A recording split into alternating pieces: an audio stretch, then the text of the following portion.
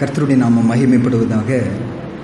இன்றைக்கு நம்ம தியானிக்க போகிற ஒரு வார்த்தை வந்துங்க, பல நேரங்களில் அதிகமாக முக்கியத்துவம் கொடுக்கப்படாத ஒரு சத்தியம்னா இந்த சத்தியம். நம்ம வாசிக்கும்போது தியானிக்கும்போது நீங்கள் புரிந்து கொள்ள முடியும். அதிகமாக அதுக்கு கவனம் கொடுக்கப்படாத ஒரு வார்த்தை தான் இன்றைக்கி காலையில் நம்ம தியானிக்க போகிறோம். அது எவ்வளோ முக்கியம் என்பதை வசனத்தை கொண்டு நம்ம பார்க்க போகிறோம். ஏன்னாங்க, வசனத்தின்படி நம்ம இன்றைக்கி தியானிக்கும் போது நம்ம பார்க்கும்போது நீங்கள் புரிந்து கொள்வீங்க, அது இல்லைன்னா என்னுடைய முடிவு ஆசீர்வாதமாக இருக்கவே இருக்காது. அதுதான் கிறிஸ்துவ வாழ்க்கையின் ஆரம்ப படி.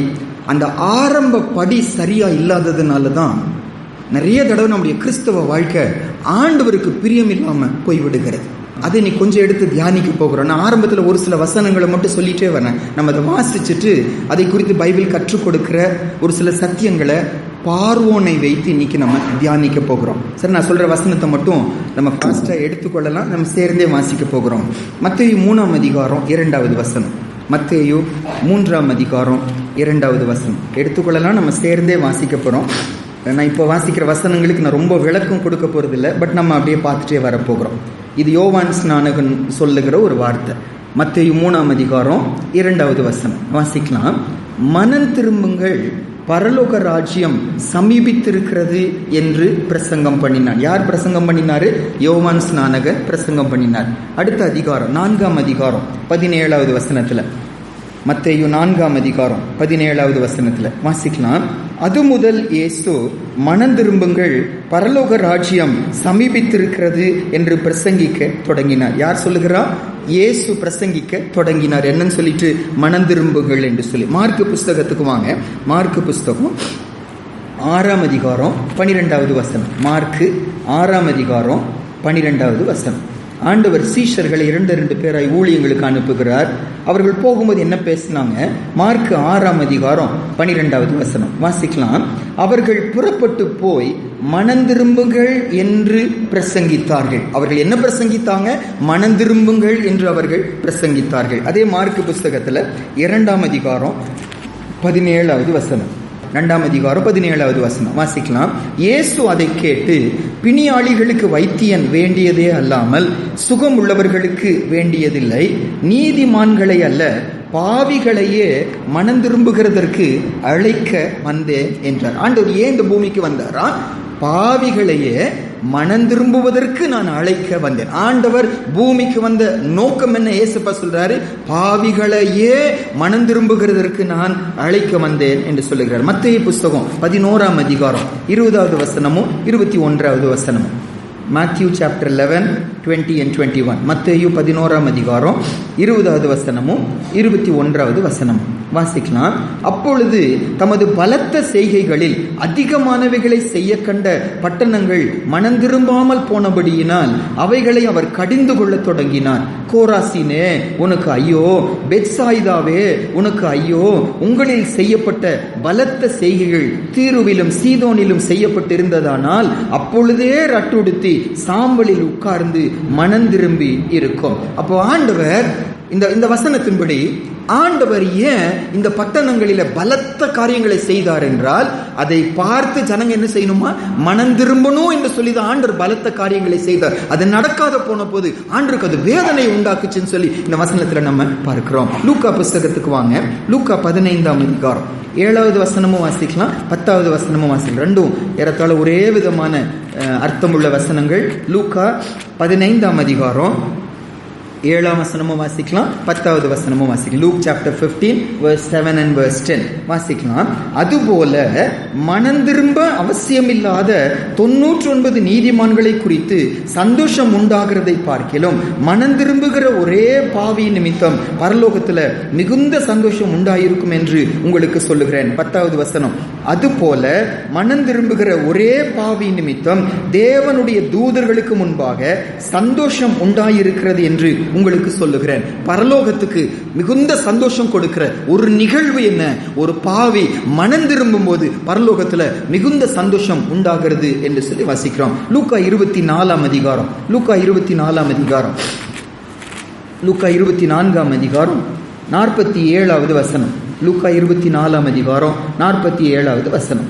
ஆண்டவர் உயிரோடு எழுந்த பின்பு தன் சீஷர்களை சந்திச்சு அடுத்தது அவங்க என்ன செய்யணும் என்று சொல்லி ஆண்டவர் அவங்களுக்கு கமிஷனை கொடுக்கும்போது சொன்ன ஒரு வார்த்தை லூக் 24:47 வாசிக்கலாம்.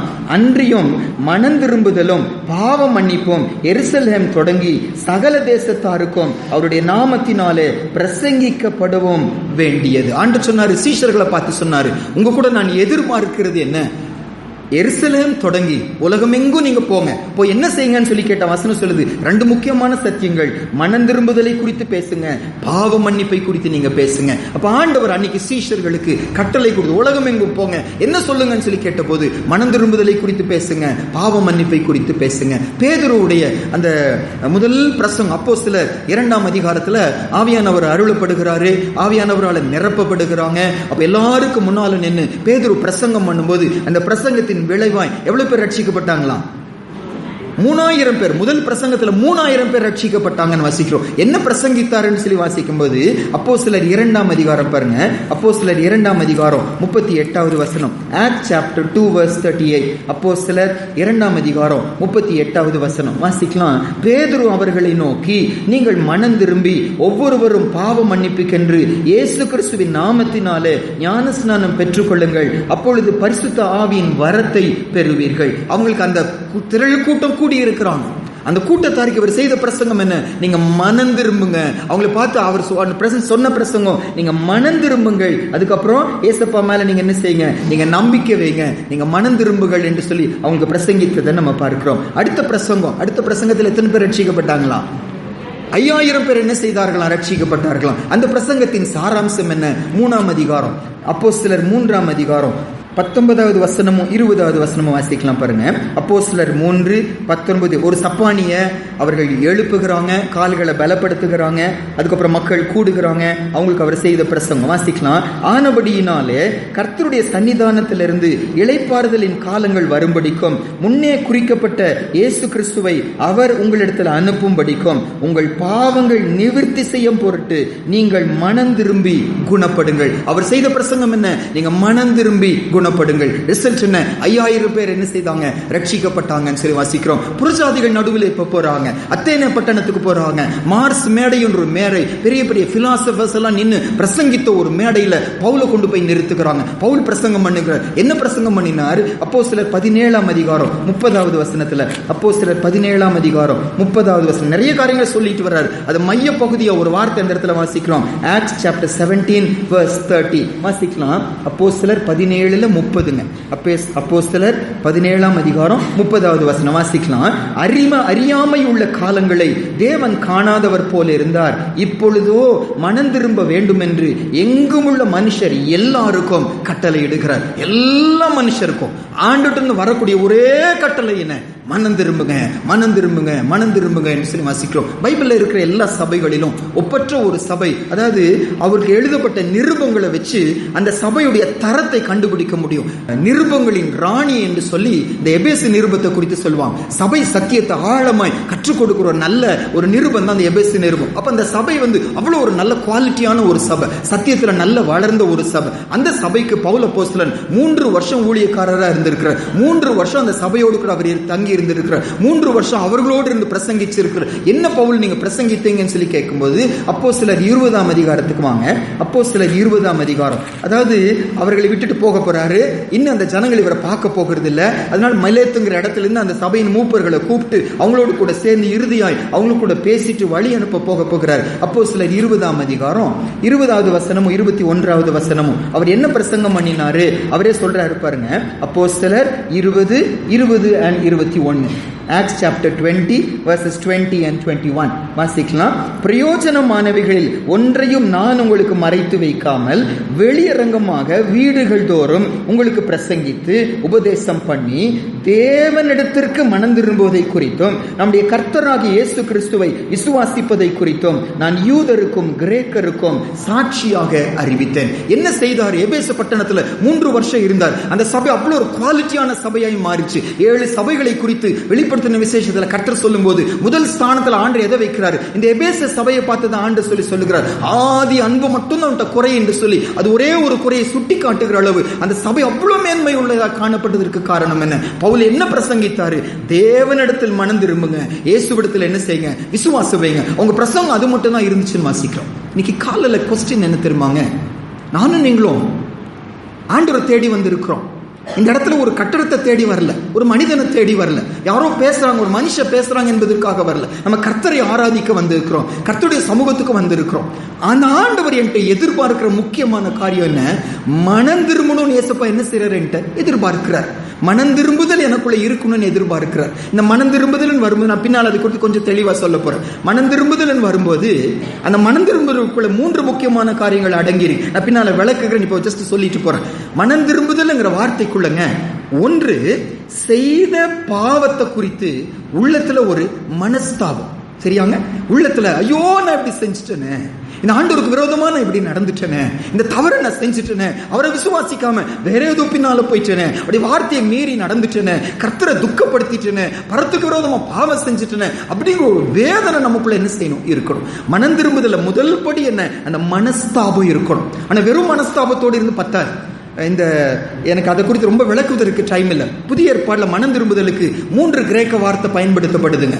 ஒரு கிரேக்க வார்த்தை அப்போஸ்தலர் நம்ம எடுக்க கூட வேண்டாம், மத்தேயு 27 அதிகாரம் 3ஆம் வசனத்துல யூதாஸை குறித்து சொல்லப்பட்டிருக்கு. அந்த இடத்துல யூதாஸ் மனஸ்தாபப்பட்டான் என்று சொல்லி போட்டிருக்கும். he repented, ஆங்கிலத்தில் repented போட்டிருக்கு. அந்த repentance மனம் திரும்புதல் வார்த்தைக்கு ஒரு கிரேக்க வார்த்தை வெறும் மனஸ்தாபப்படுவது. ஐயோ தப்பு செஞ்சுட்டேனே, குற்றமில்லாத ரத்தத்தை என்ன செஞ்சுட்டேன், நான் காட்டி கொடுத்துட்டேனே, ஒரு வேதனை, ஒரு துக்கம், ஒரு பாரம். ஆனா அதோடு பத்தாது, அது மட்டும் இருந்தா பத்தாது. அதுக்கு பதிலாக மற்ற எல்லாம் மனம் திரும்புதல். இப்ப நம்ம நிறைய மனம் திரும்புதல் வாசிச்சோம் பாருங்க. எல்லா மனம் திரும்புதலுக்கும் இன்னொரு வகையான கிரேக்க வார்த்தை பயன்படுத்தப்படுகிறது. அந்த கிரேக்க வார்த்தையில் உள்ளடக்கி இருக்கிற அர்த்தம் என்னன்னா, மனஸ்தாபம் வருகிறது. மனஸ்தாபத்துக்கு அப்புறம் இந்த மனசு கர்த்தர் பக்கமா என்ன செய்கிறது? திரும்புகிறது. மனஸ்தாபப்படுகிறேன், வேதனைப்படுகிறேன், அழுகிறேன். யூதாஸ் மனஸ்தாபப்பட்டார், அழுதார். எந்த அளவு வேதனைப்பட்டார்னா தன்னை போய் மாய்த்து கொள்ளுகிற அளவு வேதனைப்பட்டார். ஆனா யார்கிட்ட போகல? இயேசுபாட்டு போகல. அந்த மனசு ஆண்டவர் பக்கமா ஓடி இருப்பாருன்னா பேதுரு அதை தான் செஞ்சார். யூதாஸை விட ரொம்ப கொடிய பாவம் செய்தவர் யாரு? பேதுரு தான் பயங்கர கொடிய பாவம் செய்தார். ஆண்டவரை கெட்ட வார்த்தை சொல்லி பேசுகிறார், ஆண்டவரை சபிக்கிறார், இந்த மனுஷன் என்று சொல்லி சொல்லுகிறார், அவருக்கு எனக்கு சம்பந்தம் இல்லை என்று சொல்லி சொல்லுகிறார், சத்தியமா பேச ஆரம்பிக்கிறார், அவ்வளவு கர்த்தரை மறுதலிக்கிறார். அது எந்த அளவு ஆண்டோடைய இருதயத்தை பாதிக்கிறதுனாங்க, வேதனையோடு சிலுவையை சுமப்பதற்காக ஆண்டவர் நடந்து போய் கொண்டு இருக்கிறார். அடிக்கிறாங்க, வேதனைப்படுத்துறாங்க, அவமானப்படுத்துகிறாங்க, கண்ணீரோட ரத்தம் எல்லாம் சொட்டி கொண்டு நடந்து போய் கொண்டு இருக்கிறார். இது எந்த அளவு கர்த்தரை பாதிச்சதுன்னா சேவல் கூவுகிறது. பைபிள் சொல்லுது, ஏசப்பா என்ன செய்தாராம்? திரும்பி பார்த்தார், திரும்பி பார்த்தார். அந்த அளவு இருதயத்தை வேதனைப்படுத்தின அந்த சம்பவத்தை கேட்ட உடனே, பார்த்த உடனே நினைவு கூர்ந்தவரா அழுது கதறி போய் ஜெபிக்க ஆரம்பிச்சிட்டார். 3 நாட்கள் ஆண்டவர் மரித்து உயிரோடு எழும்புகிற வரைக்கும் பேதுரு வேற ஒண்ணுமே செய்யவில்லை. அழுது கொண்டே இருந்தாரு, கதறிக்கொண்டே இருந்தாரு. ஆண்டவரே எப்படி செஞ்சுட்டேன், ஆண்டவரே எப்படி செஞ்சுட்டேன். எந்த அளவு செஞ்சாருன்னா, ஆண்டவர் சீஷர்களை விட முதல்ல கேபாவுக்கு ஏசப்பா என்ன செய்தாரா? தரிசனமானார் என்று 1 கொரிந்தியர் 15ஆம் அதிகாரத்தில் வாசிக்கிறோம். தனியா கர்த்தர் அவனை சந்திச்சு அவனை ரெஸ்டோர் பண்ணுகிறாரு. அவனுடைய ஜெபத்தை கர்த்தர் கேட்கிறாரு, மறுபடியும் சீஷனாய் மாற்றுகிறார். அந்த ஒரு மனிதனை கொண்டு 3000 பேர் 5000 பேர் ரட்சிக்கப்படுகிற ஒரு தேவ மனிதனை கர்த்தர் அவரை மாற்றுகிறார். மனம் திரும்புதல் என்பது உள்ளத்துல மனஸ்தாபம் ஃபர்ஸ்ட் வரணும். அடுத்தது இந்த மனசு பாவத்தின் பக்கமா போயிடுச்சு, மனுஷன் பக்கமா போயிடுச்சு, அசுத்தத்தின் பக்கமா போயிடுச்சு. இப்ப கர்த்தர் பக்கமா நான் என்ன செய்கிறேன்? நான் திருப்புகிறேன். கர்த்தர் பக்கமா திருப்பி அதோடு நிக்கிறது இல்ல. 3வது படி என்னன்னா, ஒரு தீர்மானம் எடுத்துட்டேன். ஏசப்பா, இதுவரைக்கும் உலகத்துக்காக வாழ்ந்துட்டேன், இதுவரைக்கும் காசுக்காக வாழ்ந்துட்டேன், இதுவரைக்கும் என் லட்சியத்துக்காக வாழ்ந்துட்டேன், இதுவரைக்கும் வசனத்தை மீறி வாழ்ந்துட்டேன். இனிமேல் உமக்காக நான் வாழ போறேன், உம்மை பார்த்து வாழ போறேன், உம்மை நோக்கி வாழ போகிற தீர்மானம் எடுக்கிறோம். அதோடு நிக்க போறது இல்ல, அதை செயல நான் என்ன செய்கிறேன்? காட்ட ஆரம்பிக்கிறேன். மனம் திரும்புதலுக்கு ஏற்ற கனிகளை கொடுங்கள். வெறும் நீ சொன்னா பத்தாது, அறிக்கை செய்தா பத்தாது, அழுதா பத்தாது, மனஸ்தாபப்பட்டால் பத்தாது, தீர்மானம் எடுத்தா மட்டும் பத்தாது, செயல்ல காட்ட ஆரம்பி. என்னானாலும் சரி, இனிமேல் ஆண்டவனை என்ன செய்ய மாட்டேன்? வேதனைப்படுத்த மாட்டேன், ஆண்டவரை துக்கப்படுத்த மாட்டேன், வசனத்தை மீற மாட்டேன் என்று சொல்லி செயல்ல கனிகளில நம்ம காட்ட ஆரம்பிக்கிறோம். இன்னைக்கு நம்முடைய தியானம் என்ன பார்க்க போறோம்? நாங்க இவ்வளவு முக்கியமான ஒரு மனம் திரும்புதல். எபிரேயர் 6ஆம் அதிகாரத்தில் அது கூட வாசிச்சல, அதை மிஸ் பண்ணிட்டோம். எபிரேயர் 6ஆம் அதிகாரத்துல முதல் 2 வசனம் வாசிக்கலாம் பாருங்க. எபிரேயர் 6ஆம் அதிகாரம் நம்முடைய கிறிஸ்தவ வாழ்க்கையின் ஃபவுண்டேஷனான உபதேசம் சொல்லி அந்த இடத்துல போடப்படும். அதுதான் அஸ்திபாரம் என்று சொல்லி சொல்லப்படுகிறது. எபிரேயர் 6ஆம் அதிகாரம் முதல் 2 வசனங்கள். எபிரேயர் 6ஆம் அதிகாரம் முதல் 2 வசனங்கள் வாசிக்கலாம். ஆகையால் கிறிஸ்துவை பற்றி சொல்லிய மூல உபதேச வசனங்களை நாம் விட்டு செத்த கிரியைகளுக்கு நீங்களாகும் மனம் திரும்புதல், தேவன் பேரில் வைக்கும் விசுவாசம், ஸ்நானங்களுக்கு அடுத்த உபதேசம், கைகளை வைக்குதல், மரித்தோரின் உயிர்த்தெழுதல், நித்திய நியாய தீர்ப்பு என்பவைகளாகிய அஸ்திபாரத்தை மறுபடியும் போடாமல் பூரணராகும்படி கடந்து போவோமாக. அஸ்திபாரம் என்று சொல்லும் போது 6 அஸ்திபார கற்களை கர்த்தர் சொல்லுகிறார். முதல்ல அஸ்திபார கல் என்ன? செத்த கிரியைகளுக்கு நீங்களாகும் மனம் திரும்புதல். அதுக்கப்புறம் தான் தேவன் பேரில் என்ன செய்யறோம்? நம்ம விசுவாசம் வைக்கிறோம். கர்த்தரை விசுவாசிக்கிறோம் சொல்லி சொல்லுகிறோம். ஆண்டவரை விசுவாசிக்கிறேன் சொல்லுகிறேன். அது 10வது நேசப்பா சொல்லி சொல்லுகிறார். அதுக்கு பதிலா அதுக்கு முன்னாடி என்ன தேவை? எதுக்காக விசுவாசிக்கிறோம்? என் பாவத்துக்காக விசுவாசிக்கிறேன். எதுக்காக விசுவாசிக்கிறேன்? என் வாழ்க்கையை நான் கெடுத்துட்டு ஆண்டவரே, என் வாழ்க்கை அழிந்து கொண்டு இருக்கிறது, அதற்கு உண்மை நான் தேடி வருகிறேன், அவரை விசுவாசிக்கிறோம். அதுக்கு முன்னால் என்ன தேவை? மூல உபதேசம், அடித்தள உபதேசம் என்ன? செத்த கிரியைகளுக்கு நீங்களாகும் ஒரு மனம் திரும்புதல். நான் இப்படி செஞ்சுட்டேனே, இப்படி ஆண்டவருக்கு விரோதமா நான் பண்ணிட்டேனே. இன்னைக்கு நம்ம என்ன தியானிக்க போறோம்? நாங்க இந்த பார்வோனுடைய வாழ்க்கையை மட்டும் எடுத்துக்கொள்ள போறோம். இந்த யாத்திராகம புஸ்தகத்துல பார்வோனுங்கிற அன்றைக்கு இருந்த ஒரு சூப்பர் பவர், அவர் தான் உலகத்திலே அன்னைக்கு டாப்பான ஒரு மனுஷன், பாப்புலரான ஒரு மனுஷன், சகல பவரும் நிரம்பின ஒரு மனுஷன். அந்த அளவு ஒரு மனிதனுடைய வாழ்க்கையில நம்ம எடுத்துக்கொண்டு எது மனம் திரும்புதல் இல்லை என்று சொல்லி என்ன செய்ய போறோம்? தியானிக்க போகிறோம். அவருடைய காரியங்கள்ல மனம் திரும்புவது போல தெரியுங்க, மனம் திரும்புவது போல தெரியும். ஆனா இறுதி வாசிக்கும் போது அந்த மனம் திரும்புதல் உண்மை இல்லை நம்ம என்ன செய்ய முடியும்? புரிந்து கொள்ள முடியும். 430 வருஷமா இந்த ஜனங்க அவனுக்கு அடிமையா இருந்திருக்கிறான். பல சந்ததி, அவருக்கு முன்னால் இருந்த தகப்பன், அவனுடைய தாத்தா எல்லாருக்கும் அவருக்கு ராஜாக்களா இருந்திருக்கிறான். இவர் இப்ப வந்திருக்கிறார். இந்த மக்கள் இவருக்கு அடிமையா இருந்திருக்கிறான். ஆண்டவர் மோசையை அனுப்பி ஏன் ஜனங்கள் என்னை ஆராதிக்கும்படி போக விடுன்னு சொல்லி சொல்லுகிறான். எவரை விடமாட்டேன்னு சொல்லி சொல்ற நம்ம கொஞ்சம் பார்க்க போறோம். இறுதியில விடுவது போல தெரியும். பலத்த கையினால ஓங்கிய புயத்தினால கர்த்தர் ஜனங்களை விடுதலையாக்கி வெளியே கொண்டு வர்றார். இவர் மனம் திரும்பினது போல தெரியும்.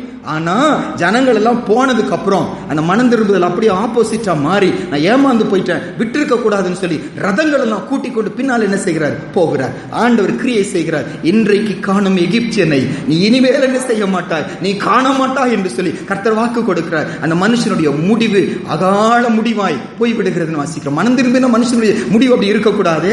ஒரு மனுஷனை நோக்கி, உத்தமனை நோக்கி சங்கீதம் 37 வாசிக்கிறோம். அவனுடைய முடிவு என்னவா இருக்குமா? சமாதானமா இருக்கும்னு வசனம் சொல்லி சொல்லுது. அவனுடைய முடிவு சமாதானமா இருக்கவில்லை. அப்ப அவருடைய மனம் திரும்புதல் உண்மையான மனம் திரும்புதலா இருக்கவே இல்லை. பாருங்க, இந்த பார்வோனை குறித்து கொஞ்சம் கொஞ்சமா பைபிள் இருந்து நம்ம எடுத்து பார்க்க போறோம்.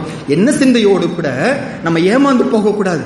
இதெல்லாம் நம்ம செய்வதனால நம்ம மனம் திரும்பி இருக்கிறோம் என்று சொல்லி ஏமாந்து போயிடக்கூடாது. நம்ம குடும்பங்களில் கூட ஒரு சிலருக்குள்ள இதை நம்ம பார்க்கறதுனால அவங்க மனம் திரும்பிட்டாங்கன்னு சொல்லி ஏமாந்து போய்விட முடியாது. மனம் திரும்புதல்னா 3 காரியம் இருக்கணும். பாவத்தை குறித்து ஒரு மனஸ்தாபம், ஐயோ ஆண்டவருக்கு ஒரு மனசு செஞ்சுட்டேனே, ஆண்டவர் வேதனைப்படுத்திட்டேனே அப்படிங்கிற ஒரு அழுக, ஒரு வேதனை எனக்குள்ள இருக்கணும். அதுக்கப்புறம் மனது மாறுகிறது, இருதயம் மாறுகிறது, சித்தங்கள் மாறுகிறது, முடிவுகள் மாறுகிறது. கர்த்தர் பக்கமா நான் திரும்ப ஆரம்பிக்கிறேன், அவர் பக்கமா போக ஆரம்பிக்கிறேன். 3வது அதை செயல்ல நான் என்ன செய்யறேன்? காட்ட ஆரம்பிக்கிறேன். வெறும் பேச்சுல இல்ல. ஆண்டவர் சொல்லுகிறாரு, தீத்து புஸ்தகம் 1ஆம் அதிகார கடைசி வசனத்து 16வது வசனத்துல, வெறும் வாயில அறிக்கை செய்கிறார்கள், ஆனா அதன் பலனை அவர்கள் என்ன செய்யறாங்க?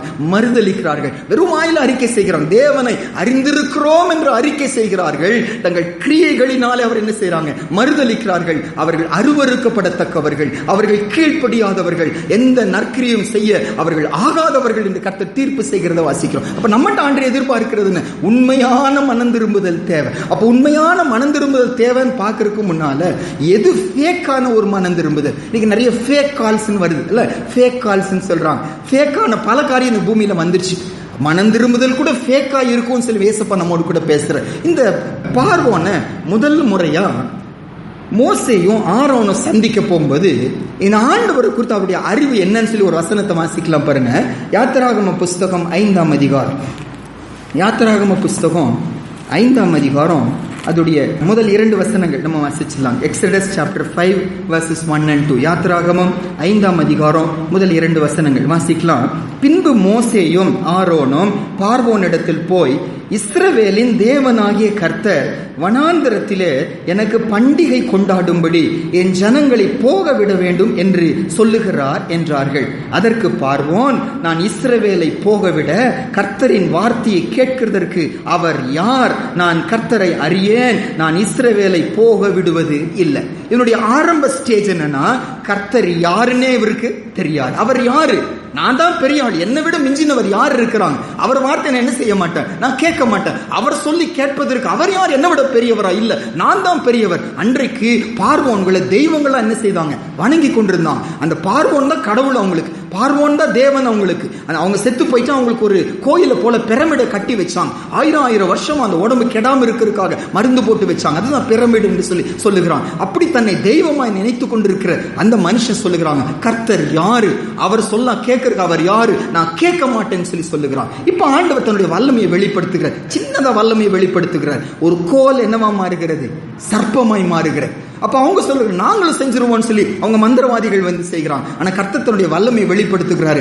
அவங்க சர்ப்பத்தை எல்லாம் மோசேயுடைய சர்ப்பம் என்ன செஞ்சிருச்சான்? விழுங்கி விட்டதுன்னு வாசிக்கிறோம். இது நடந்தும் பார்வோனுக்குள்ள மனசுல என்ன வரல? சேஞ்ச் வரல. கர்த்தர் பெரியவர் என்கிற உணர்வு அவருக்கு வரவில்லை. இருதயம் அவருக்கு கடினப்பட்டது என்று சொல்லி வாசிக்கிறோம். ஆண்டவர் அடுத்தது மறுபடியும் வல்லமையை வெளிப்படுத்துகிறார். இதுதான் முதல் வாதை என்று சொல்லலாம். முதல் காரியம், சர்ப்பத்தை கோல சர்ப்பம் மாற்றுவது ஒரு அற்புதம் நடக்கிறது, அவ்வளவுதான். ஆனா தேசத்துக்கு வாதையாய் வந்த முதல் வாதை என்ன? தண்ணீர் எல்லாம் என்னவா மாறுகிறது? ரத்தமாய் மாறுகிறது. குடிக்க தண்ணி இல்ல, மிருகங்களுக்கு தண்ணி இல்ல, ஒண்ணுமே செய்ய முடியாத ஒரு நிலைமை. ஆனா இந்த அற்புதம் கூட அவருடைய இருதயத்தை என்ன செய்யல? மாற்றவில்லை. இந்த பார்வோன் கர்த்தர் பக்கமா அவர் திரும்பவே இல்லை. அடுத்தது இன்னொரு அற்புதத்தை இயேசுப்பா செய்கிறார். தேசம் எங்க என்ன வருகிறதா? தவளைகள் வருக, ஃப்ராக்ஸ் வர ஆரம்பிக்கும். எல்லா இடத்துலயும் தவளைகள். இப்ப சடனா உட்கார்ந்துட்டு இருக்கிறோம், மேலது தவளை மேல விழுனா நமக்கு எப்படி இருக்கும்? ஒரு மாதிரி அருவருப்பாக இருக்கும்ல. எல்லா இடத்துலும் தவளைகள், மேலே ஏறுது, கீழே ஏறுது. தண்ணி எடுக்க குடிச்சு போனா தவளை, சாப்பாடு எடுத்து சாப்பிட போனா தவளை, தூங்க போனா தவளை, பக்கத்துல படுத்துட்டு இருந்தா ஏதோ பட்டுட்டு இருக்கு என்னன்னு பார்த்தா தவளைகள். எப்படி இருக்கும்? ஒரு அருவருப்பா இருக்கும். தேசமெல்லாம் தவளை வருகிறது. இந்த தவளைகள் வந்த போது இந்த பார்வோன் கொஞ்சம் மனம் மாறுவது போல வசனம் இருக்கும். நம்ம வாசிக்கலாம் பாருங்க. 8ஆம் அதிகாரம் 8வது வசனம். யாத்திராகமம் 8ஆம் அதிகாரம் 8வது வசனம். யாத்திராகமம் 8ஆம் அதிகாரம் 8வது. மந்திரவாதிகளும் செய்யறாங்க, ஆனா அவர்களால் அதை நீக்க முடியவில்லை. அப்ப பார்வோன் மோசேயும் ஆரோனையும் கூப்பிட்டு சொல்லுகிறாரு. வாசிக்கலாம். பார்வோன் மோசேயும் ஆரோனையும் அழைப்பித்து, அந்த தவளைகள் என்னையும் என் ஜனங்களையும் விட்டு நீங்கும்படி கர்த்தரை நோக்கி வேண்டிக் கொள்ளுங்கள், கர்த்தருக்கு பலியிடும்படி ஜனங்களை போக விடுவேன் என்றார். பாருங்க, சிம்பிளா எடுத்துக்கொண்டா அவருக்குள்ள ஒரு சேஞ்ச் வந்தது போல இருக்கிறது. அவருக்குள்ள மனம் திரும்புதல் வந்தது போல இருக்கிறது. என்ன மனம் திரும்புதல்? அவர் சொல்லுகிறாரு, கர்த்தர் யாருன்னு சொன்னவரு இப்ப அந்த கர்த்தர் யாருன்னு புரிந்து கொண்டவரா? அந்த கர்த்தர்கிட்ட எனக்காக நீங்க என்ன செய்யுங்க? நீங்க ஜெபம் பண்ணுங்க. நிறைய தடவைங்க நானும் நிறைய பேர்கிட்ட இந்த வார்த்தை, இந்த வசனத்தை தியானிச்சுட்டு வரும்போது ஒரு சிலருடைய சப்தங்கள் என் மனதுல ஞாபகம் வந்துச்சு.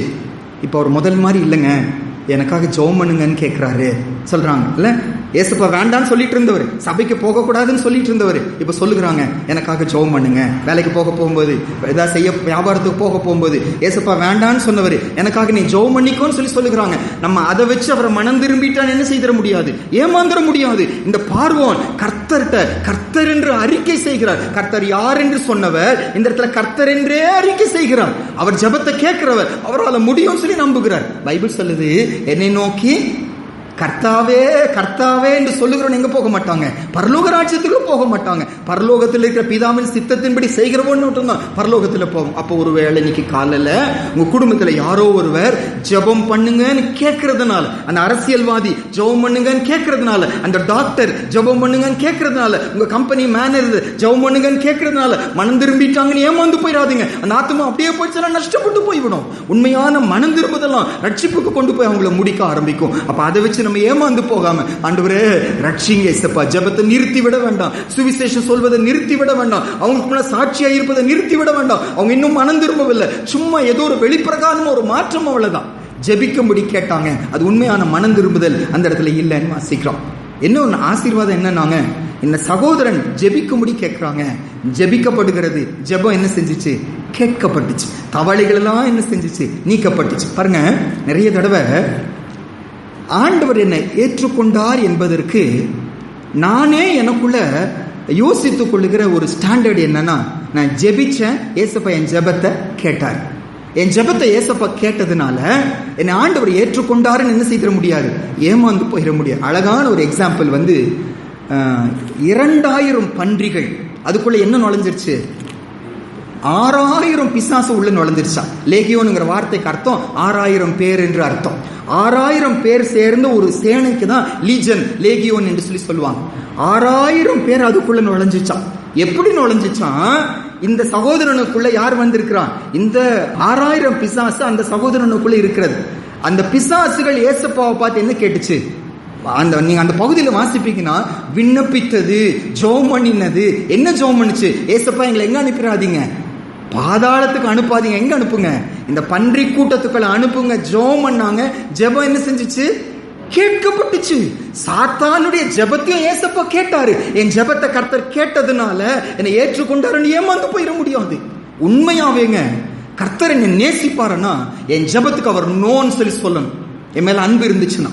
ஏன்னா நிறைய காரியம் எனக்கு தெரியாது. எனக்கு என்ன தெரியும், என் முடிவை குறித்து எனக்கு என்ன தெரியும், எதிர்காலத்துக்கு எனக்கு என்ன தெரியும். என் மேல உண்மையாய் கர்த்தர் நேசிப்பாருன்னா, நீ தப்பா ஜெபம் பண்ற, உனக்கு என்ன தெரியும், நான் பாத்துக்கிறேன், உன் ஜெபத்துக்கு நான் நோ சொல்றேன். ஏசப்பா உரிமையா நம்மளை பார்த்து சொல்லணும். அன்னைக்கு இந்த பார்வோனுடைய ஜெபம் கேட்கப்பட்டதுனால அவன் மனம் திரும்பி இருக்கான்னு ஏமாந்து போயிடாது. நமக்கு முன்னால வைக்கப்படுகிற ஒரு சவால், நானும் என்ன செஞ்சாலும் ஜெபம் பண்ணிட்டு தாங்க செய்யறேன், என்ன செஞ்சாலும் ஃபர்ஸ்ட் ஏசப்பாட்ட தான் மனசு போகுது, திருட போனாலும் ஏசப்பா தான் போகுது, ஏமாத்த போனாலும் ஏசப்பா தான் போகுது. கொஞ்ச நாள் முன்னால ஒருத்தர் சொன்னாங்க, அவங்களுக்குன்னு அந்த நிலம் இல்லை, அந்த நிலம் ஏதோ விதத்துல இப்ப காசு கொடுத்து அந்த டாக்குமெண்ட்டை தங்க பேருக்கு பண்ண போறாங்க. அதுக்காக பிரதர் எங்களுக்காக என்ன செய்யுங்க, ஜெபம் பண்ணிக்குங்க, நாங்க போறோம். அவங்க 10,000 ரூபாய் கேட்டுக்கிறாங்க. எதுக்காக ஜெபிக்க சொல்றாங்கன்னா, தப்பு செய்யறாங்க, 10,000 ரூபாய் கொடுக்குறோம், அந்த 10,000 அவங்க ஏமாத்திடக்கூடாதுன்னு ஜெபம் பண்ணுங்க. சிஸ்டர், இதுக்காக நம்ம எப்படி ஜெபிக்க முடியும், இது தப்பாச்சே, இது பாவமாச்சே, இந்த ஜெபத்தை ஏசப்பா எங்க கேட்பாரு. நாங்க தப்பு செஞ்சாலும் நாங்க என்னதான் செய்வோம், ஜெபம் பண்ணிட்டு தாங்க செய்வோம். ஏமாந்து போயிடாதீங்க. ஜெபிக்கிற கிறிஸ்தவனா இருக்கிறதுனால, ஜெபிக்கிற விசுவாசியா இருக்கிறதுனால நீங்க பரலோகம் போயிருவீங்கன்னு என்ன செஞ்சிட முடியாது, ஏமாந்துட முடியாது. பார்வோன் ஜெபிக்கிறவரா இருந்தாரு, அவருடைய ஜெபத்துக்கு பதில் கிடைச்சதுன்னு வசனம் சொல்லுது. ஆனா உண்மையான மனம் திரும்புதல் அவருக்குள்ள இருக்கவே இல்லை. கர்த்தர் தவளைகளை நீக்கினதுக்கு அப்புறம் இருது என்ன ஆயிடுச்சா, கடினம் ஆயிடுச்சா. இப்ப நான் போக விட மாட்டேன்னு சொல்லி அவர் சொல்லிட்டாருன்னு வாசிக்கிறோம். இப்ப அடுத்தது ஏசப்பா என்ன செய்கிறாருன்னாங்க, பேன்களை அனுப்புகிறார். பேன்களை அனுப்பின போதுங்க கூட இருக்கிற மந்திரவாதிகள்னால இதை மட்டும் செய்ய முடியல. அப்ப அவங்க சொல்லிட்டாங்க, இது யாருடைய விரல்னு சொல்லி சொன்னாங்க, இது தேவனுடைய விரல்னு சொல்லி சொன்னாங்க.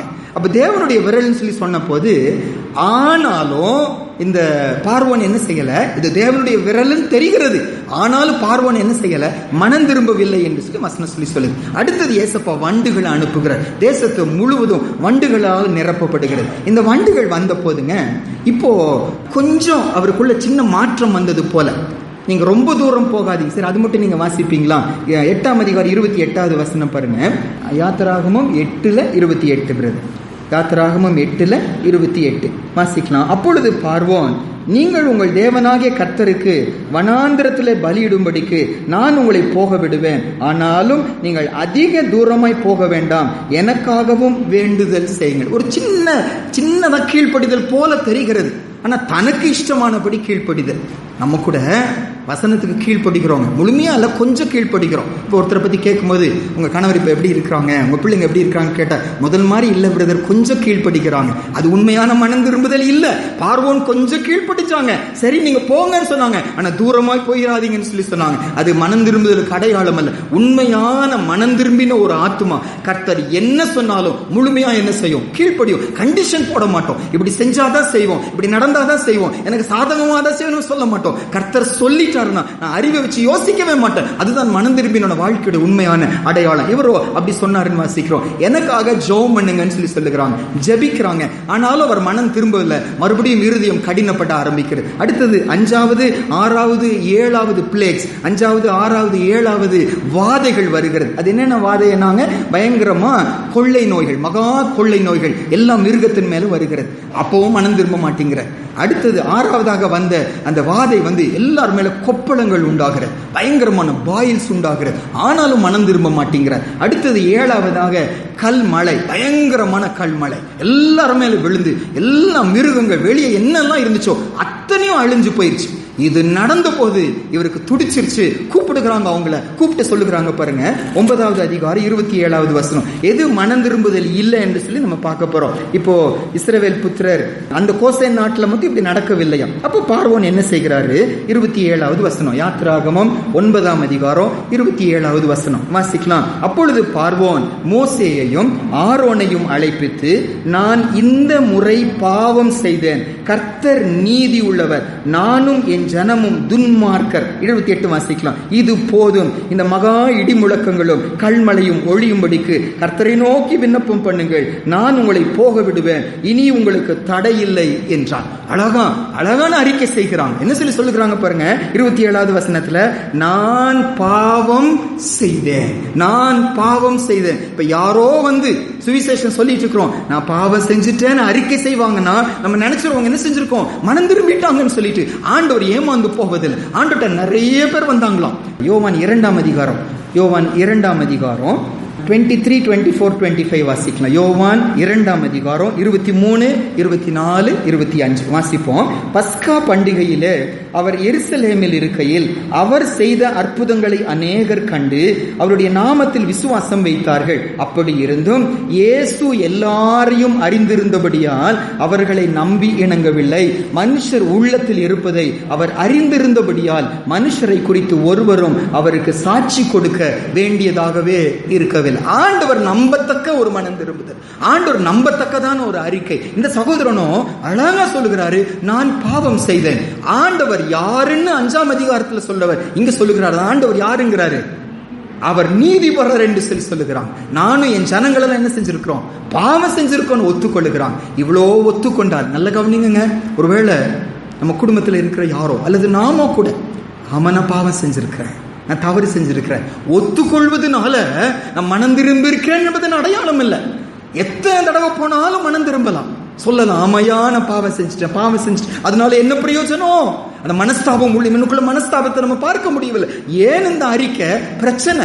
ஏன் இந்த அறிக்கை? எல்லாமே அழிக்கப்பட்டு போயிடுச்சு. மிருகங்கள், ஜனங்கள், வெளியே இருக்கிற ஆடு மாடுகள், எல்லா செடி கொடிகள் எல்லாமே அழிக்கப்பட்டு போயிடுச்சு. அந்த அழிவினால வேதனைப்பட்டவரா நான் பாவம் செய்தேன் என்று ஒத்துக்கொள்ளுங்கள். மற்றபடி உண்மையான அறிக்கை அவருக்குள்ள இருக்கவில்லை. கர்த்தர் அதை நம்பவில்லை, ஆண்டவர் அதை ஏற்றுக்கொள்ளவில்லை, அவருடைய மனம் திரும்புதல் உண்மையா இருக்கவில்லை. இங்கேயும் சொல்றாரு, நானும் எனக்காக நீங்க ஜெபம் பண்ணுங்க, இனிமேல் நான் கீழ்ப்படிவேன், இனிமேல் வசனத்தின்படி செய்வேன் சொல்லி உள்ளத்துல சொல்றாரு. ஆனா செயல்படுத்தவில்லைன்னு வாசிக்கிறோம். மறுபடியும் இருதயத்தை வசனம் சொல்லுது, ஆண்டவர் நிறுத்தின உடனே 34ஆம் வசனத்துல, யாத்திராகமம் 9:34ஆம் வசனத்துல, அனுகூலம் உண்டாயிடுச்சுன்னு அறிந்த உடனே மறுபடியும் இருதயத்தை அவர் என்ன செய்கிறாரு, அவர் கடினப்படுத்தி விடுகிறார் என்று வாசிக்கிறோம். இப்ப ஏசப்பா 8வது வாதை அனுப்புகிறார். 8வது வாதை என்ன?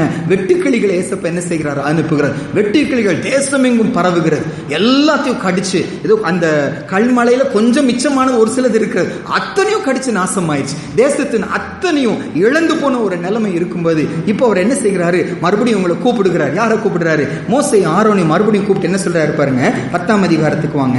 யாத்திராகமம் 10ஆம் அதிகாரம் 16ஆம் வசனமும் 17வது வசனமும். இந்த வசனம் வாசிக்கும் போது உண்மையான ஒரு மனம் திரும்புதல் போறதான் தெரியும். ஒரு மனம் திரும்பின மனுஷன் செய்யக்கூடிய அறிக்கை இந்த இடத்துல அவர் செய்கிறார். யாத்திராகமம் 10ஆம் அதிகாரம் 16வது வசனமும் 17வது வசனமும் வாசிக்கலாம். அப்பொழுது பார்வோன் மோசேயும் ஆரோனையும் தீவிரமாய் அழைப்பித்து, உங்கள் தேவனாகிய கர்த்தருக்கும் உங்களுக்கும் விரோதமாக பாவம் செய்தேன், இந்த ஒரு முறை மாத்திரம் நீ என் பாவத்தை மன்னிக்க வேண்டும். உங்கள் தேவனாகிய கர்த்தர் இந்த சாவை மாத்திரம் என்னை விட்டு விலக்க அவரை நோக்கி விண்ணப்பம் பண்ணுங்கள் என்றார். நான் பாவம் செஞ்சுட்டேன், உங்கள் தேவனுக்கு விரோதமா, உங்களுக்கு விரோதமா நான் பாவம் செஞ்சுட்டேன். இவருக்கு இன்னும் அந்த தேவன் தன்னுடைய தேவன் உறவின்னு என்ன செய்யல, வரல. உங்க சாமிகிட்ட ஜெபம் பண்ணுங்க, உங்க கடவுள்கிட்ட ஜெபம் பண்ணுங்க, உங்கள் தேவன்கிட்ட ஜெபம் பண்ணுங்க. இவர் மன்னிப்பு கேட்பது அந்த ஆண்டவர்கிட்ட போய் மன்னிப்பு கேட்கல. யார்கிட்ட மன்னிப்பு கேட்கிறாரு? நீங்க மன்னிங்க. மோசேட்ட சொல்றாரு, நீங்க எனக்கு மன்னிங்க என்று சொல்லி மனுஷன்ட்ட போறாரு. யூதாஸ் செய்த தவறு அதுதானே. பரிசேயர்ட்ட வேத பாரகர்கிட்ட போனாரு, குற்றமில்லாத ரத்தத்தை காட்டி கொடுத்தேன். ஏசப்பாட்ட பேதுரு போனாரு, இவரோ ஏசப்பாட்ட போல. அந்த பரிசேயர்கிட்ட போனாரு, அந்த பிரதான ஆசாரியர்கிட்ட போனார், அவரும் சொல்லிட்டாரு உம்பாடுன்னு சொல்லி சொல்லிட்டாங்க. மனுஷர்கிட்ட போகும்போது முடிவு ஆசீர்வாதமா இருக்காது. மனுஷர்கிட்ட போய் மன்னிப்பு கேட்கிறாங்க, இவரும் மனுஷர்கிட்ட போய் மன்னிப்பு கேட்கிறாங்க, எனக்காக ஜெபம் பண்ணுங்கன்னு சொல்லிக்கிறாங்க. அது உண்மையான மனம் திரும்புதலாய் இருக்கவே இல்லைன்னு வாசிக்கிறோம். திரும்பிய இருதயம் கடினமாகிறது. இப்ப ஆண்டவர் தேசம் எங்கும் ஈரோளை அனுப்புகிறார், மனம் திரும்ப மாட்டேங்கிறாங்க. கடைசியாய் ஒரு பெரிய வாதை பின்னாலே அனுப்புகிறாரு. தலைச்சன்கள் என்ன செய்கிறது? கொல்லப்படுகிறது. தலைச்சன்கள் கொல்லப்படுகிறது.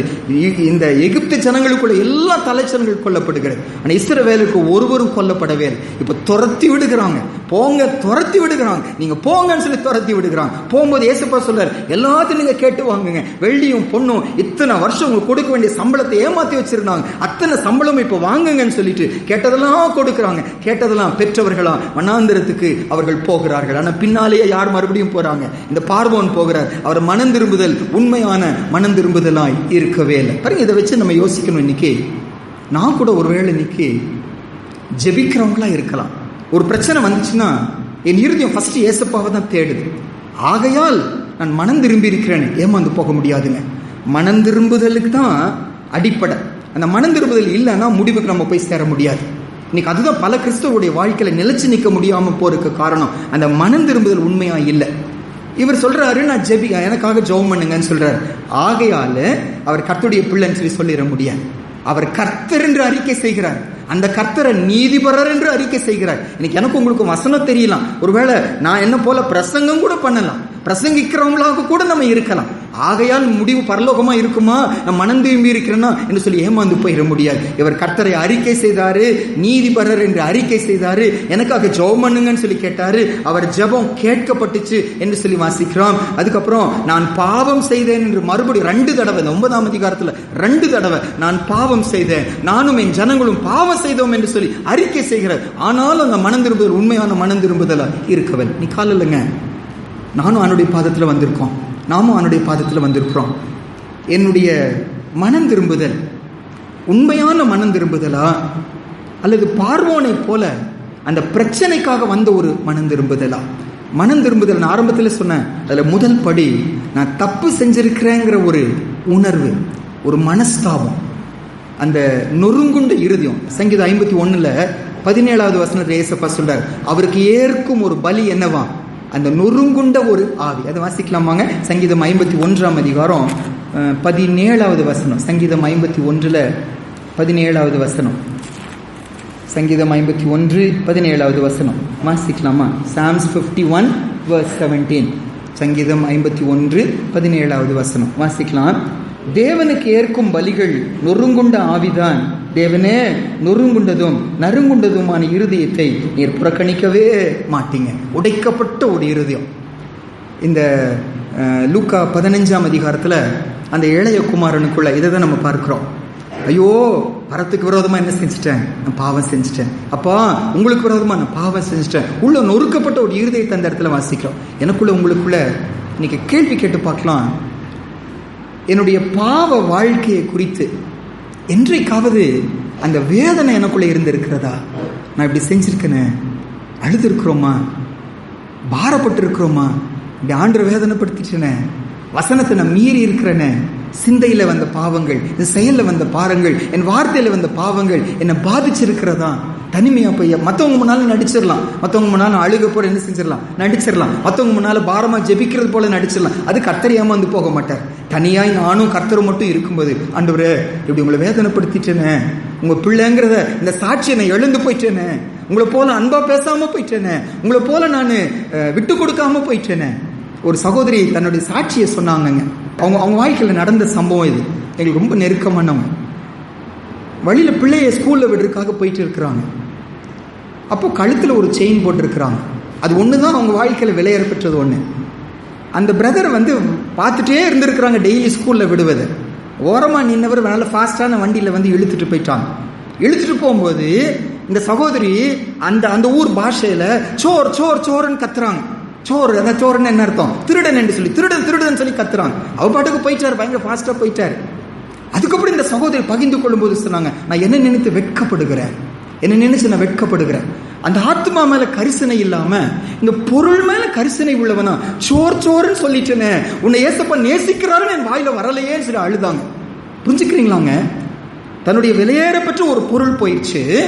பொருள் போயிருக்கும் போது பொருள் மேல என் மனசு போயிடுச்சு. அந்த ஆத்மா மேல கரிசனை இல்லாம இயேசு உன்னை நேசிக்கிறாருன்னு என்ன செய்யல, என் வாயிலிருந்து வரலையே, நான் இவ்வளவு மோசமா இருக்கிறேன்னு ஆண்டவரே என்னை மன்னிங்கன்னு சொல்லி ஜெபிக்க ஆரம்பிச்சாங்க. எனக்கு உங்களுக்கும் என்னுடைய குறைகளை யோசிச்சு பார்க்க முடிகிறதா?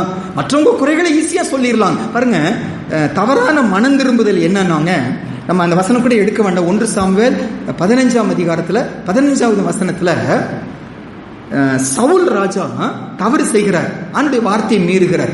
வார்த்தையை மீறின போது நான் தவறு செய்தேன்னு ஒத்துக்க மாட்டேங்கிறார். என்ன சொல்றாருன்னா, ஜனங்கள் சொன்னாங்க, ஆகையால் தான் நான் செய்தேன். பழியை யார் மேல போடுறாங்க? ஜனங்கள் மேல போடுகிறாங்க. நானும் நீங்களும் ஒருவேளை மனம் திரும்பலாம், ஒருவேளை தப்பு செஞ்சேன்னு ஒத்துக்கலாம். ஆனால் உண்மையாய் நான் தவறு செய்தேன் என்று நான் ஒத்துக்கொள்ளுகிறேனா, அல்லது என் கணவன் இப்படி சொன்னாங்க அதனாலதான் நான் செஞ்சேன், கணவன் தான் தப்பு, மனைவி அப்படி பேசினாங்க ஆகையால் தான் நடந்த, மனைவி தான் தப்பு, அப்படியா சொல்றோம்? அல்லது ஆமாண்டவரே நான் பரத்துக்கு விரோதமா தவறு செஞ்சிட்டேன்னு. தாவீதுடைய ஒப்பற்ற ஒரு கிறிஸ்தவ வாழ்க்கை, நமக்கு முன்னால் ஒப்பற்ற ஒரு சாட்சி. அவர் பாவம் செய்தார். பாவம் செய்த போது அவர் சொல்லுகிற ஒரு சில அறிக்கை மட்டும் பாருங்க. அதே சங்கீதம் 51, அங்கதானே நம்ம இருக்கிறோம். சங்கீதம் 51ஆம் அதிகாரத்துல முதல் 4 வசனங்கள் நம்ம வாசிக்கலாம். சங்கீதம் 51ல முதல் 4 வசனங்கள் வாசிக்கலாம். இவர் பாவம் செஞ்சிருக்காரு. இந்த பாவம் செய்த போது அவருடைய அறிக்கைய ஒரு பாடலாவே பாடி வைக்கிறார். வாசிக்கலாம். தேவனே, உமது கிருபையின்படி எனக்கு இறங்கும், உமது மிகுந்த இரக்கங்களின்படி என் மீறுதல்கள் நீங்க என்னை சுத்திகரியும், என் அக்கிரமம் நீங்க என்னை முற்றிலும் கழுவி, என் பாவம் அற என்னை சுத்திகரியும், என் மீறுதல்களை நான் அறிந்திருக்கிறேன், என் பாவம் எப்பொழுது எனக்கு முன்பாக நிற்கிறது.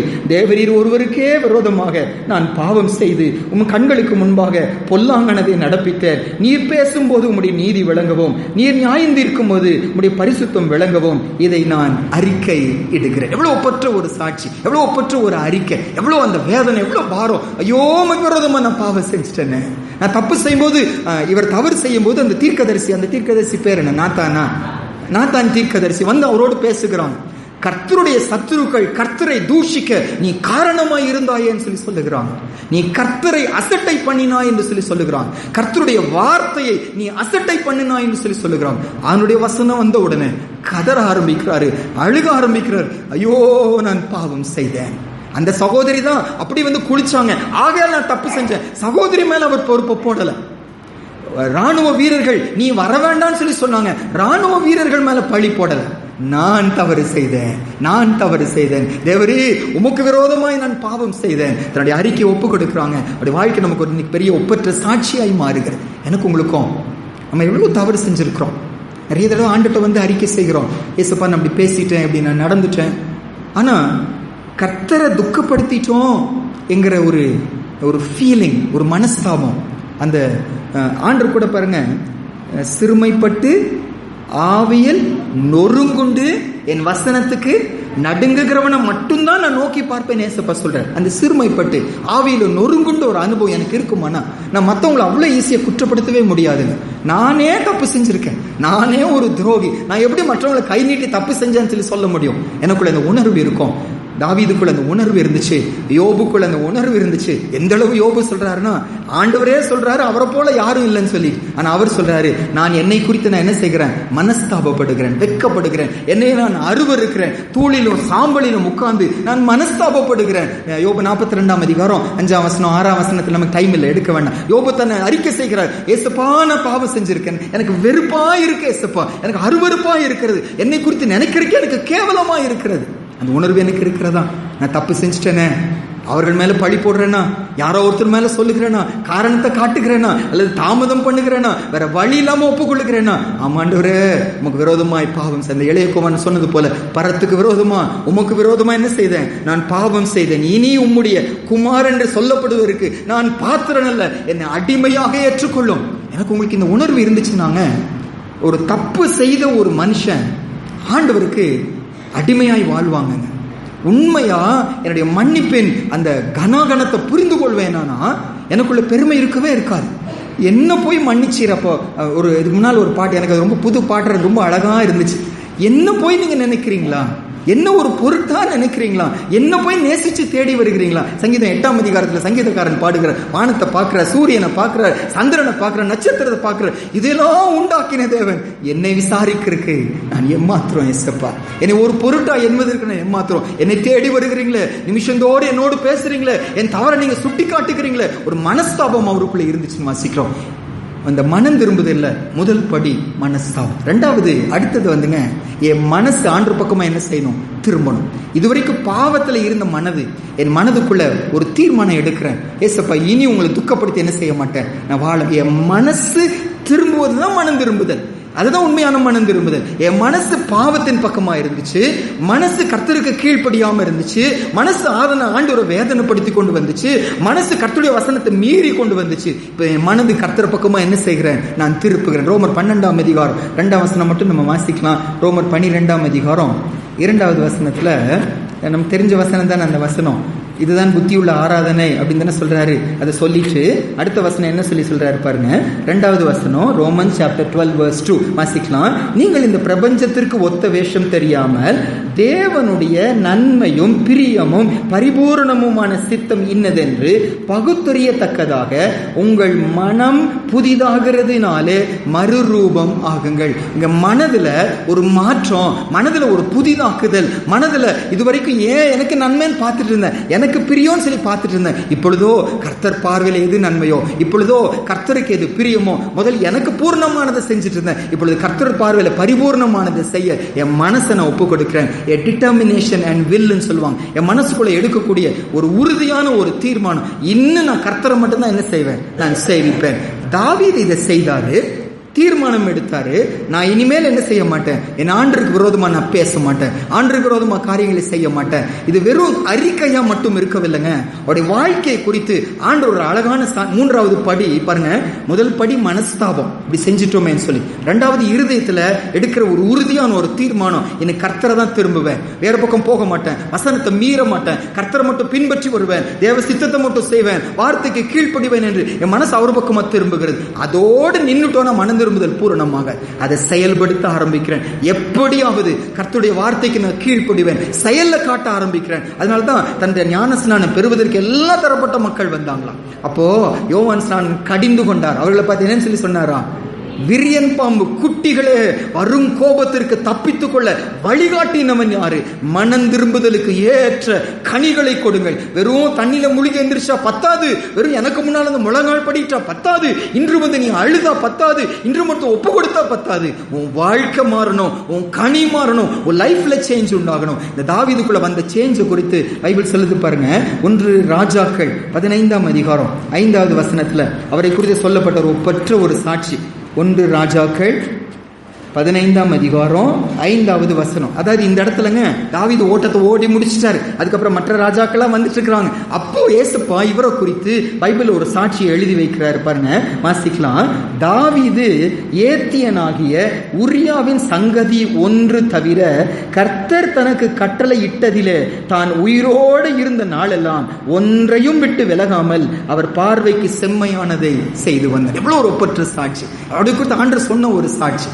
அந்த ஒரு காரியத்துல தவறு பண்ணினார், அன்னைக்கு மனஸ்தாபப்பட்டார், அன்றைக்கு தீர்மானம் எடுத்தார். அதுக்கப்புறம் அந்த பாவத்துக்குள்ள அவர் போகவே இல்லை, வசனத்தை மீறவே இல்லை. ஆண்டவர் சாட்சி சொல்லுகிறார். எனக்குள்ள உங்களுக்குள்ள நான் செய்த தவறை குறித்து மனஸ்தாபம் இருந்தா மட்டும் பத்தாது, உள்ளத்துல தீர்மானம் எடுத்தா மட்டும் பத்தாது, நான் செயல்பட ஆரம்பிக்கணும். என்னானாலும் சரி ஆண்டவரே. அதான் எபிரேயர்ல தான் இந்த வசனம் வாசிக்கிறோம். பாவத்துக்கு விரோதமா போராடுகிறது ரத்தம் சிந்தப்படத்தக்கதாக இன்னும் நீங்க என்ன செய்யல, போராடவே இல்லை. நீங்க இன்னும் அதுக்காக நீங்க பாரப்படவில்லை. அப்ப ஆண்டவர் நம்மகிட்ட எதிர்பார்க்கிறாரு.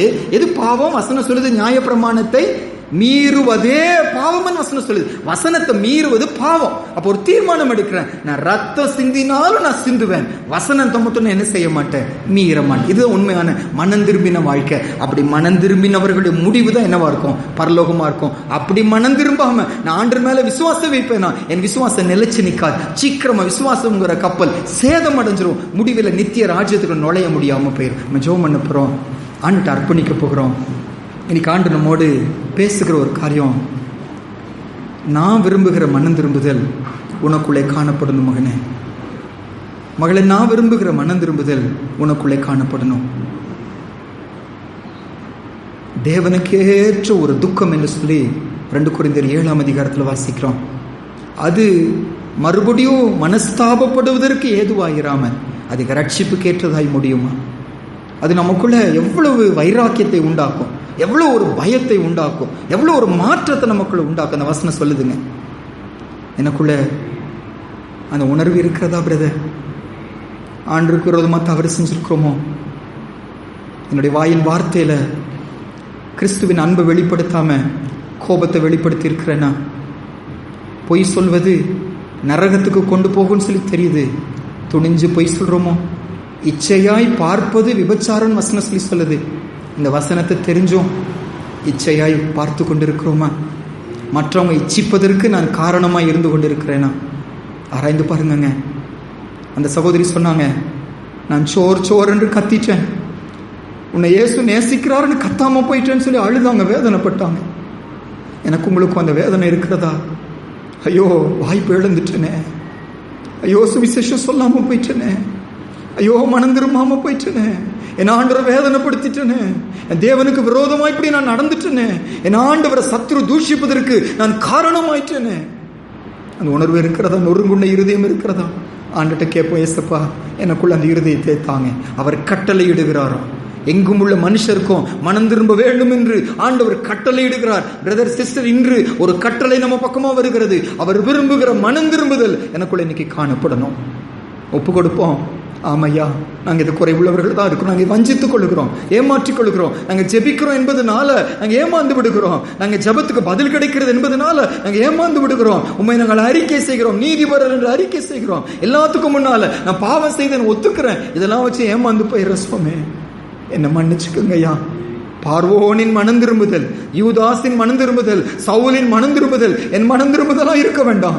தாவீதின் மனம் திரும்புதல், யோபின் மனம் திரும்புதல் என் மனம் திரும்புதலாய் மாறட்டும். ஆண்டுட்டு அர்ப்பணிப்போம். ஆண்டு நமக்கு கிருபை கொடுப்பாருங்க. சேர்ந்து ஜெபித்து முடிப்போம். மகா பரிசுத்தம் உள்ள எங்க நல்ல தகப்பனே, ஐயா, எங்க பக்கமா அனுப்பப்பட்ட இந்த வார்த்தைக்காக உமக்கு நன்றி சுவாமி. நீங்க சும்மா பேச மாட்டீங்கப்பா ஆண்டவரே. நீங்க வார்த்தை அனுப்புவீங்கன்னா எங்கேயோ எனக்குள்ள குறைவை பார்க்கிறீங்க, எங்க சபையில எங்கேயோ குறைவை பார்க்கிறீங்கப்பா. நீங்க விரும்புகிற மனம் திரும்புதல் எங்களுக்குள்ள நீங்க பார்க்கல சுவாமி. நாங்கள் ஏமாற்றி கொண்டிருக்கிறோம், வஞ்சித்து கொண்டிருக்கிறோம், எங்களையே நாங்கள் வஞ்சித்து கொண்டிருக்கிறோம். எங்கள் அழுகையை வச்சு, நாங்கள் வார்த்தைகளை வச்சு, நாங்கள் ஜெபிக்கிறத வைத்து, எங்கள் ஜெபத்துக்கு பதில் கிடைக்கிறத வைத்து தேவரே நாங்கள் ஏமாந்து கொண்டிருக்கிறோம். இன்னைக்கு எங்களோடு பேசுறீங்க. நீங்க விரும்புகிற அது உண்மையான மனஸ்தாபம், உண்மையான மனம் உங்க பக்கமா திரும்பின ஒரு அனுபவம், நான் எதை தீர்மானம் பண்ணினேனோ அதுல நிலைச்சிருக்கிற ஒரு அர்ப்பணிப்பு என் கூட எதிர்பார்க்கிறீங்க. இன்னைக்கு ஒப்பு கொடுக்கிறோம் சுவாமி. வந்திருக்கிற எல்லாரையும் உங்க கையில நாங்கள் அர்ப்பணிக்கிறோம். ஒருவேளை இப்ப பேசி கொண்டிருக்கும் போது ஏதோ ஒரு பாவம் உணர்த்தப்பட்டு இருக்குமானா இன்றைக்கே தங்களை அர்ப்பணிக்கட்டும் ஏசப்பா. இன்றைக்கே விடுதலை பெறட்டும். இங்கிருந்து போகும்போது வேறு மனிதனாய் நாங்கள் செல்ல கர்த்தர் எல்லாருக்கும் கிருபை கொடுக்கும்படியா நாங்கள் செபிக்கிறோம் ஏசப்பா. யாருமே அப்படியே போக விடாதீங்கப்பா. அந்த செத்த கிரியைகளுக்கு நீங்களாகும் மனம் திரும்புதல் என்ற முதல் அஸ்திபாரம் போடப்பட்டவர்களா எங்க வாழ்க்கை போகட்டும் என்று சொல்லி நாங்கள் செபிக்கிறோம். மனம் திரும்புதலை குறித்து தான் இன்னைக்கு பிரசங்கித்தாங்க. மனம் திரும்புதல் தான் 3 வருஷமும் பவுல் எபேசு சபைக்கு சொல்லிக் கொண்டே இருந்தாருன்னா எங்களுக்கு இது எவ்வளவு முக்கியம் ஆண்டவரே. இன்னைக்கு எங்களை அர்ப்பணிக்கிறோம் சுவாமி. எந்தெந்த விஷயத்துல எங்க மனசு உங்க பக்கமா திரும்பணும். ஆவியானவரே எங்களை விடாதீங்க, எங்களை சும்மா இருக்க விடாதீங்க, மறுபடியும் பாவத்தை யோசிக்க விடாதீங்க. கர்த்தரை குறித்து யோசிக்கிறவர்களாம் எல்லாரும் இன்னைக்கு மாற்றுங்க ஏசப்பா. கர்த்தர் விரும்புகிற உண்மையான மனம் திரும்புதல் எல்லாருக்குள்ளே காணப்பட ஆண்டவர் கிருபை கொடுங்க. ஒருவராவது ஆண்டவரே இந்த கிருபையை இழந்து போகாதபடி இறுதியிலுமோடு வந்து சேர எல்லாரையும் நீங்க ஆயத்தப்படுத்துங்கன்னு சொல்லி நாங்கள் ஜெபிக்கிறோம். ஜெபத்தை கேட்டதற்காக நன்றி, மாற்றத்தை உண்டாக்கினதற்காக நன்றி, ராஜ்யத்துக்கு பாத்திரவான்களா எங்க சபையை நீங்க தகுதிப்படுத்தினதற்காக நன்றி, நித்திய நித்தியமாய் கர்த்தருக்காக வாழ்வதற்கு ஒரு எவ்வளவு ஜனம் இன்று பிறப்பிக்கப்பட்டதற்காக உமக்கு நன்றி செலுத்துகிறோம். உண்மையான மனம் திரும்புதலுக்குள்ள ஆவியானவரை நடத்தினதற்காக உமக்கு நன்றி செலுத்துகிறோம். துதி கன மகிமை உமக்கு செலுத்துகிறோம். இயேசுவின் மூலம் ஜெபிக்கிறோம் நல்ல பிதாவே, ஆமென்.